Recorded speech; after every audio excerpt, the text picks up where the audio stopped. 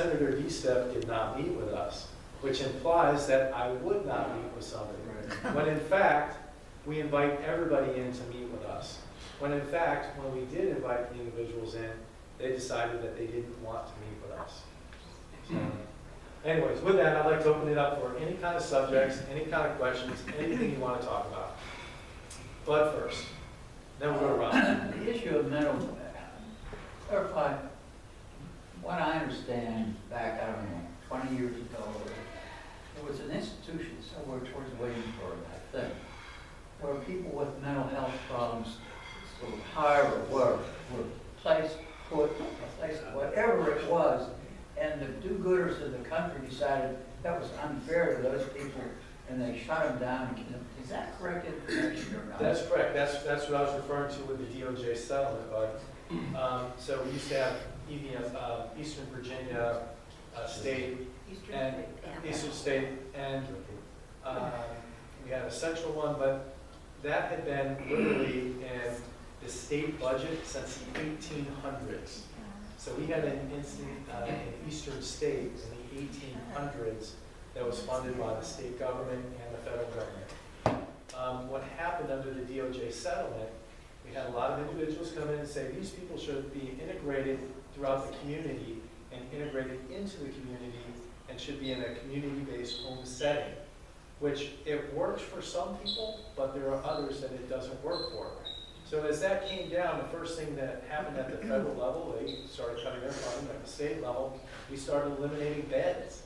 And when you eliminate beds, that means somebody has to find another place to sleep and go and figure it out. And the mistake we made was when this DOJ settlement came out, it actually hurt us when it came to that, and we integrated them throughout Virginia and throughout our neighborhoods, and we started running into some problems. So that's kind of the issue on this. This is going to be something that to unwind that DOJ settlement, saying you can't put these individuals in, is and was a mistake. And we actually had a misnomer on that for our special needs community. And what DMAS was doing was saying that if you have more than 5 people who are on Medicaid waivers for intellectual disabilities or developmental disabilities, you couldn't have more than 5 living in a neighborhood because that was now consolidating them. So you couldn't have 5 in one neighborhood or 5 in one street. That was a misnomer, and as a matter of fact, if I had a special needs child, and I do a lot for special needs, mainly autistic children, if I had a special needs child and I was in that environment and I do have a lot of friends with special needs children, I would want to live close to them. I would want to live next door to them so we have a reach back and we can cover each other. I think it would be a better thing that way. I fought for 3 years to get this unwound and fixed to the point where the bill I put in was super simple. It said, based on where somebody chooses to live, you can't pull their Medicaid waiver. And when I put that in, it came down from DMAS that there was going to be a $2 billion financial impact on this. That's insane. It's completely insane. When we finally got it all worked out, we finally got the interpretation out, we finally got it all where it needed to be, the bottom line, you can't take somebody's Medicaid waiver away based on where they choose to live, period, the end. But it's a very trying issue. It's very complex, and there's a lot of work to be done. We're just starting on that to get back control. But when I was reading back of what was done in the 1800s in the General Assembly, so more than almost 200 years ago at the time, as I'm looking back, they had a lot of the same problems and challenges then that we have today. And we're still working on it, and we still haven't solved a true problem. But it's very frustrating, and we've got a long way to go. Robert? Yeah, Senator DeSteph, I have 2 questions. There seems to be some misinformation being circulated. And by the way, on live streaming, the furthest we're broadcasting right now is Councilman John Moss is watching from Disney World. Hey, John. And actually my cousin from Slippery Rock, Pennsylvania. So back to my question. It's been inferred that you were going to develop a project in Congo, and that if you did, it was going to cause sea level to rise. That was number one, that came from your opponent's campaign. Number two is you were selling guns out of your home that were killing people in the streets.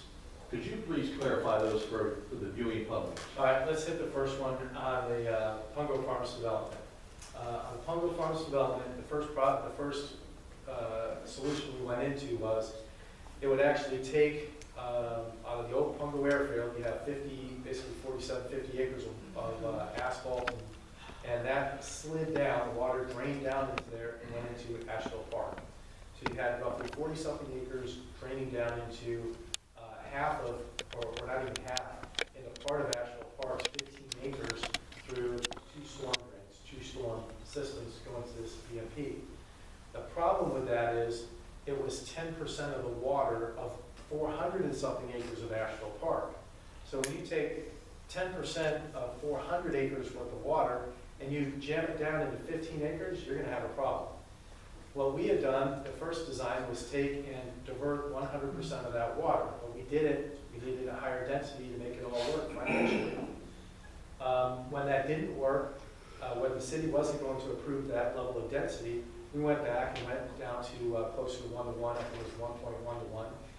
We came up with a solution that would take more than 60% of the water away that was going there today and diverted it the other way. But we couldn't come to agreement with the city on that, so we pulled the application. So today, you still have all of that water going into that 15 acres of Asheville Park. There's nothing I would have done that would have made it worse. The only thing that I would have done would be reduce the amount of water that went in there. Now, when it comes to sea level rise, what we did there had absolutely nothing to do with sea level rise. It had to do with flooding, and that would have helped reduce the amount of water for flooding down in Asheville Park. And there's no development we could have done there that would have increased sea level rise. That's a different issue. So let's hit the other question, which I believe a couple of folks here have had folks from the other side knock on their door and say, I'm selling guns that are killing our children in our schools. So let's put some facts behind that. I have an FFL and I sell guns. I sell primarily antique guns, but the guns I sell, I focus on former military people I've worked with for years, our judges, our sheriff, our law enforcement professionals. I run a background check on every single person. So everyone who purchases a gun through me, it's 100% legal. They've had a full background check, but further, I have to know them before I do it. I've got to know them pretty daggone well before I do that. They have to be in law enforcement, former military that I knew from them. They have to be a judge or somebody of that ilk. Now, if we have a problem with that crowd of people who I've legally sold a gun to and I've done the background check on, if any of those people are killing our children in our schools, then we have a bigger societal issue than me legally selling guns to our judges, police, former military, and antique and collectible firearms. Thank you. Let's go over to Diana, then Reed, and back to Bud. Okay, I know this happened last year when we were doing the budget and everything. The schools kept saying that they were getting less funding for schools, even though our population, school population, were going down, and they wanted to go back to the levels back in 2009, I think it was. So we're going to hit a couple of things on that, but that's what we'll go back to the truth tracker. And every year I have a matrix put together, and they're out on the tables, on year over year how much money has been put into our schools. And I will tell you, since I was elected, year over year, more money's gone into our schools while the population of the schools has gone down. Last year to this year, there's been from 18 to 19, $13 million more. From 19 to 20, roughly almost another $10 million, $12 million into our schools in Virginia Beach. So year over year, since I've been elected, our school system has received more money every single year. We provide this every year to the school board. We provide this out to the public every year. And I want to make sure people understand the facts behind that. While the population is going down, we're giving our schools more and more money every single year. So that's the false narrative. That's not the facts. And I had heard somewhere somebody said in the last 5 years, we've cut our school's budget 10%. That's not true either. Year over year, the state has given more money to our schools every single year since I've been elected. Read. My question has two parts, but it's about the General Assembly creates political subdivisions, school boards, and city councils. We have a problem with the laws that you have in the General Assembly. There are constant violations of executive session, FOIA laws, and right now we have a problem in Virginia Beach where a sitting city council person can decide to run for another seat, not vacate their seat, and then council can play a game and appoint someone. I don't think the General Assembly should allow appointments when we need elected school board members and elected city council members, but they do. The law is flawed. On the FOIA violations for closed sessions, transparency, over and over, business is discussed outside the view of the public, outside the law. And when those issues are brought up, there's no penalties adequate enough to hold the people accountable for violating those laws. So I guess my question to you is, our government, because of the General Assembly, has not written very good laws to punish people for violating FOIA, punish people for going into closed session to discuss things that should be discussed in public, and allowing a game to be played where people on city council or school board can simply choose to go off to another position and people are appointed which we have no control over. What, if anything, can you do or are you aware of to fix these problems? So here's what we've done already, and I'm going to make sure I separate out the two because they are two distinctly different questions or issues. So on the first one, what we did a couple of years ago, we put in that said if somebody's on council going to run for mayor, they have to resign their council seat while they're running for mayor. Okay. We've had bills where we've done it with certain council members. As a matter of fact, it's in the legislative agenda from the city of Virginia Beach to the General Assembly delegation this year, restricting it to all council members. So that's already in the city's legislative agenda coming up to us. This has come up at least every other year since I've been elected. It doesn't make it out of committee or subcommittee on the House side. It's made it out of committee once or twice. I sit on privileges and elections. I believe it's made it out once or twice on the Senate side, and if I'm not mistaken, it was Senator Rosalind Dance's bill that did it. So that's this side. So there are avenues and have been bills addressing it every single year. On FOIA, so a completely separate issue, what can we do to penalize or punish those who intentionally violate FOIA? Well, first of all, willful intent is hard to prove. Secondly, every year we have bills that come up, and I sponsored one last year that increase the penalties for those who intentionally violate FOIA. It hardly ever gets out of courts committee. I believe last year we got it out of the Senate and it died in House Courts Committee, but we keep putting it in and eventually it's going to make it there. Unfortunately, it's like other crimes. If people are ill-willed or have ill intentions, no matter how strict the penalties are, they're still going to break the law. We just hope that we have laws strong enough and harsh enough with a harsh enough penalty to detract them from intentionally breaking the law.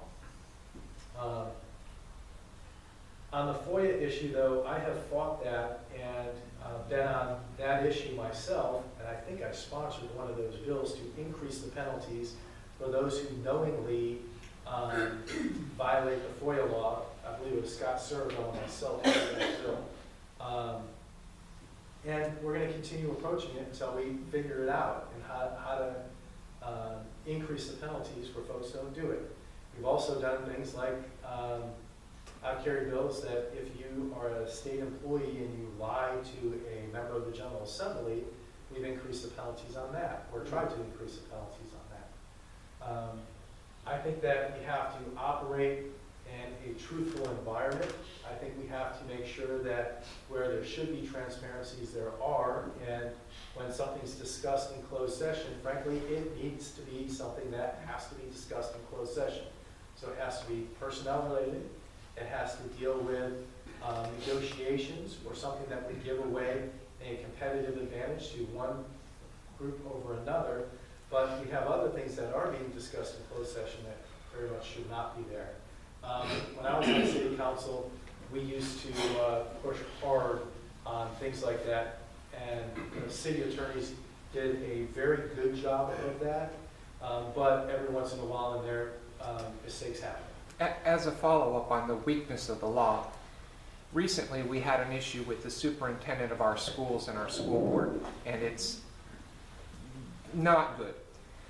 When I went back and read all of the law relevant to the school board, the superintendent, what I found is the state defines the superintendent in a category other than an employee of the school system or the board, and that's the way the law is written. But it's weak because it has contradictory other areas that their attorney, Cammie Linetti, can point to. So what we have here is law that's not clear all the time. Some statutes are very clear, others contradict. So the problem we're running into with the school board, in my opinion, is weak laws with inadequate enforcement that allow this kind of shenanigans to happen. So let's hit that specifically. I don't know all the details of that, but I'm happy to sit down with you and have a bill drafted to close those loopholes in the law. And speaking of that, well, we'll talk about other loopholes later when we get on other subjects, but speaking of that, we have a lot of laws like that that we fix every single year. I'm happy to champion a bill like that and get it fixed. Thank you. Bud and then out. There's actually two things. One is quick. My impression is that many people, homeless people, have mental health problems, which relates back to our discussion about having the facilities. Let leave it, so the other name you may. This issue of huge amounts of money poured in by unions and Democrats into our state legislature election to get Democrats there so we get rid of our work to right law. And so that's two little things I like about it. Okay. So, And I'll add to that, if that's a fact, we need a somehow huge way of disseminating that information statewide to people so they realize, oh, yeah, I want to vote for a Democrat, but this is what's going to happen. so the three things that we have issues with right now, the three top subjects are right to work, minimum wage should be $15, $20, $25 an hour, and health insurance by the government, so government-run health insurance, period. Those are three things that will drive up the cost of doing business in the state of Virginia and take us from number one place to do business down to somewhere in probably the 20s, 30s, or 40s. On right to work, there are unions putting a ton of money into the state of Virginia, outside of Virginia, trying to influence what Virginians do. There are anti-gun groups putting millions and tens of millions of dollars into Virginia, trying to, and I'll go with exactly what Terry McAuliffe said, or something similar to what Terry McAuliffe said at a fundraiser in Northern Virginia early last week and the week before. He basically said that in 48 hours, we will change the policies in Virginia. We will have universal background checks, we'll have red flag laws, we'll ban silencers, we'll ban high-capacity magazines, we'll ban assault weapons, and eventually we'll take all weapons out of our citizens' hands. That's what the ultimate goal is for a lot of the individuals on the other side. I personally believe that that's never going to happen. I personally believe that we've got to find a balance with keeping guns out of the hands of criminals while protecting the Second Amendment rights and the privileges for law-abiding citizens. We should not impact law-abiding citizens with that criminal element that is breaking the law. Guns are illegal in